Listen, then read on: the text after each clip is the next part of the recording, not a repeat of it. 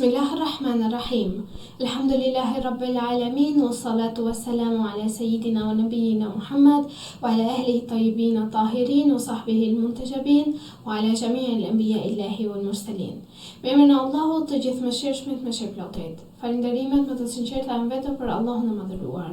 Paqja dhe mëshira e Allahut qofshin mbi profetin Muhammad, mbi familjen e tij të pastër, mbi shokët e tij të zgjedhur dhe mbi të gjithë të dërguarit e profetët e Allahut xheleshanhu.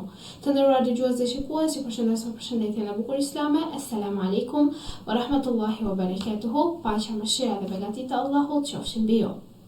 Për ditën e sotme do të flasim rreth temës festat në Islam janë bindje ndaj Allahut. Festat në Islam nuk janë një lëshim pas epsheve, nuk janë ngarë drejt dëshirave të pakontrolluara, nuk janë shkelje të ndaluarve dhe as dullim i kufive dhe shenjtërive. Kurban Bajrami është i lidhur me obligimin e haxhit, një sezon që përmbyllet me përmendjen e madhërimin e Allahut, siç thot Kurani i Shenjtë, Bismillahirrahmanirrahim, përmendeni Allahun në ditët e numëruara. Ajeti 203 i surës Bekare. Janë kujtime që përtërihen nëpër kohë dhe vende. Janë kujtime që përjetohen brez pas brezi. Ato kujtime bëjnë që besimet të thellohet, bindja ndriçon më shumë dhe zemra pastrohet e shkëlqen më vonë. 10 ditë, secila me natën e saj, i fryn zemrës tënde të lodhur një jetë të re, e ushqen me ndjeshmëri, e rinovon shpirtin dhe e shton besimin. Çdo ditë me natën e saj të thërret, o ti që sunon të keqen, ndalu, o ti që dëshiron të mirën, afrohu, o shpirtrat të mirëve, gëzohuni, o zemrat të devotshmëve, lumturohuni, o të dashuruar të xhenetit, përgatituni, o robër të gjithëmëshirshmit, dëshironi. Dëshironi bindjen ndaj Allahut, dashurinë për Allahun dhe xhenetin e tij.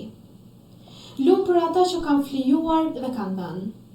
Lum për ata që ishin duke kërkuar falje në orët e hershme të mëngjesit, që shpenzonin natën dhe ditën për hir të Allahut. Sa e madhe është kjo fe që ne ndjekim. Sa i bukur është Islami, me plot rregullat, dispozitat dhe fjalët e tij.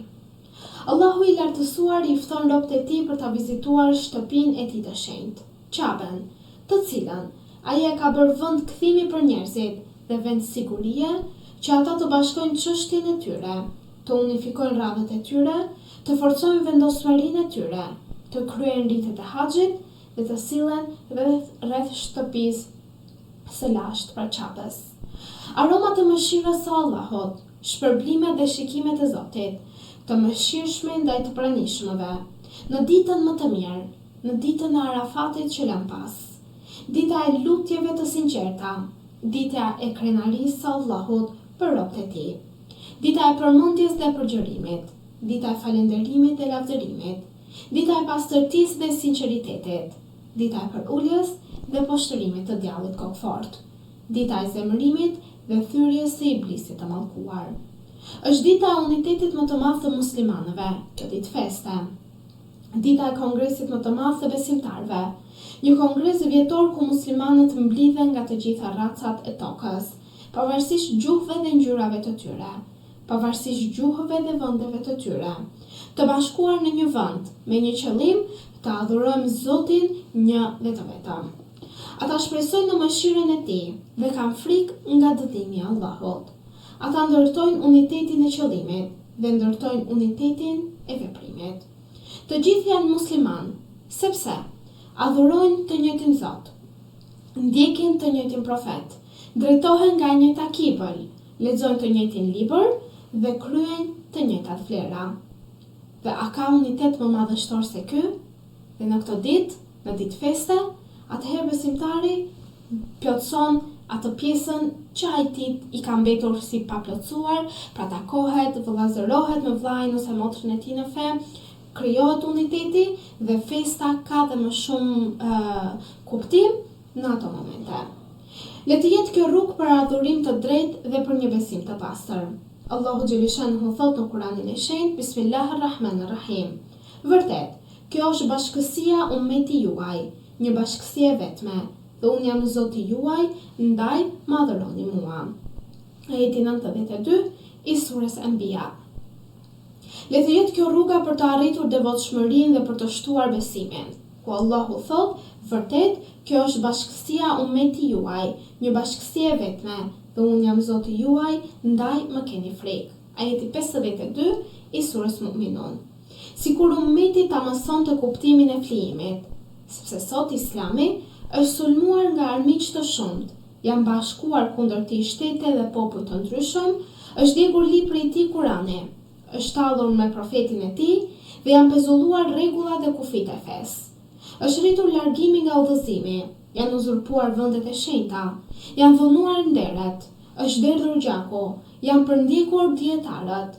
Islami është bërë i huaj në vendet e veta dhe feja është e përzën mes thjestarëve të saj fatkeqësisht. Kjo është gjendja e ditëve të sotme.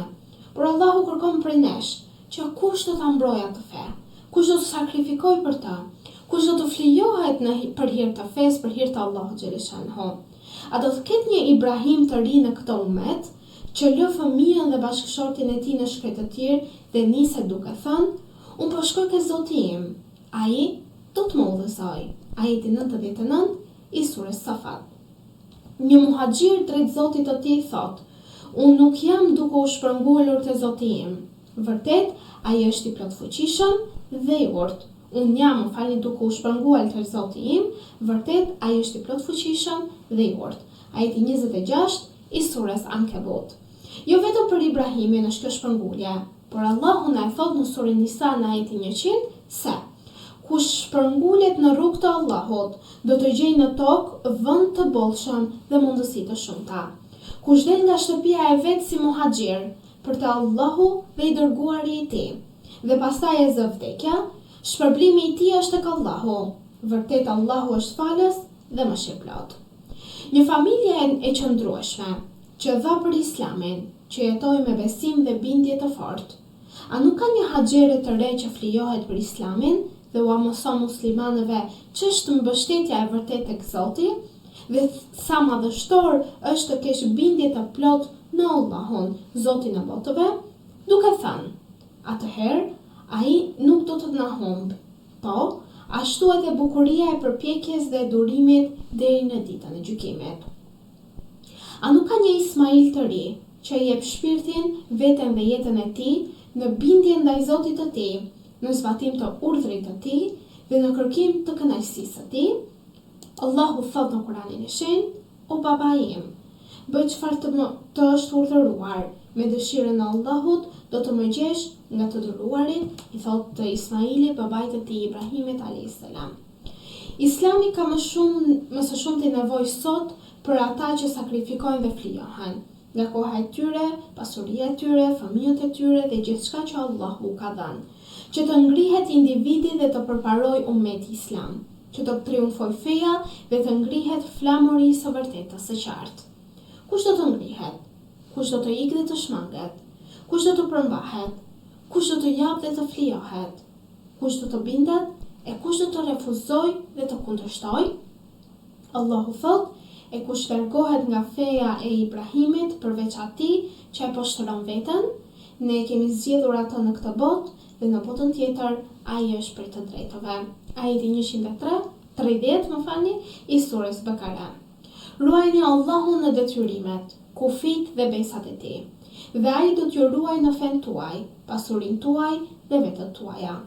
Jini me Allahun që Allahu të jetë me ju, në qëndrimin, në udhëtimin tuaj, në lëvizjen dhe qetësinë tuaj, në begatinë dhe vështirësinë tuaj, dhe të mos harrojmë në forcën dhe në dobësinë tonë, por mos ta harrojmë Allahun xhaleshanhu edhe në pasurinë edhe në varfërinë tonë. Qofshim për atyre të cilët themi dëgjuam dhe u bindëm, dëgjuam fjalën e Allahut dhe të bindemi derisa të kemi frymë në këtë jetë. Në këtë momente ju përshëndes për shëndetjen e bukur islame. Assalamu alaikum wa rahmatullahi wa barakatuhu. Paqja, mëshira dhe begati të Allahut qofshin mbi ju.